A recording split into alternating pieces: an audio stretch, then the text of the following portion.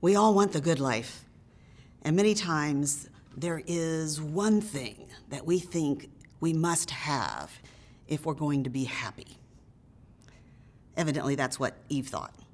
At the beginning of the Bible, we're given this description of this incredibly beautiful garden in Eden.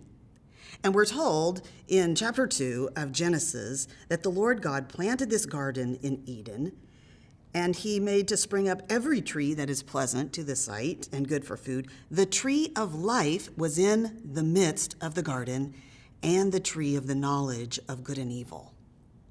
The tree of life stood there in the garden as a promise to Adam and Eve that if they obeyed him regarding the tree of the knowledge of good and evil, they would eat of the tree of life, and as good as life was in Eden, it would get even better. It would go from good to glorious. But of course, when Satan came along in the form of a serpent and pointed Eve's attention at that forbidden tree, she became deceived, and she began to think that it was the fruit of that tree she needed to make her happy. You see, she wanted the good life. She wasn't willing to trust and wait for God to provide the good life to her in his timing and in his way. She wasn't willing to obey his word, and so she reached out for what she thought was going to make her happy, what she thought was going to make her wise, what she thought was going to taste so good. And I think that first bite had to turn so sour in her stomach so very quickly. Well, this isn't just the story of Eve, is it? It's our story too. There's so many things that God has forbidden, and yet we think to ourselves, that is what I must have to be happy. And we reach out and we take it. And instead of becoming wise, we become fools. And instead of being satisfied,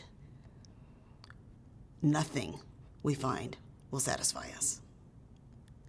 Well, the tree of life appears again in the Bible.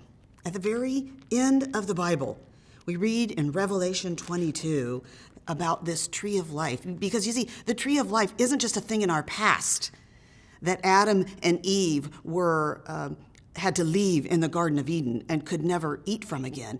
You see, a second Adam has come along.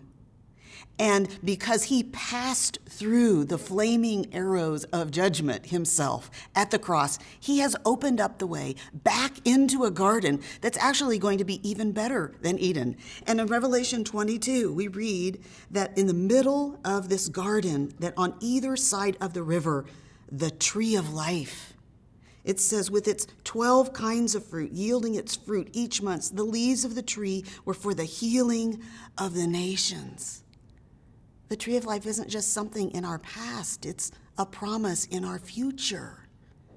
What is this tree of life? Well, I think John, who wrote Revelation, I think he told us earlier in his gospel, in fact, the very first chapter of his gospel, when he said about Jesus, in him was life. You see, Revelation 22 is telling us that planted right there in the midst of this greater garden to come is the tree of life, Christ himself. And the way into the good life, my friends, is to eat of this tree, is to abide in this vine, is to take hold of Christ, recognizing that the good life is trusting what God has provided to us in the person and work of Christ. Won't you even today, don't wait for the greater garden to come to begin feeding on the tree of life, the person of Christ, as you open up his word and as you abide in him and as you welcome his spirit to work in you. That's how we begin to enter into the good life.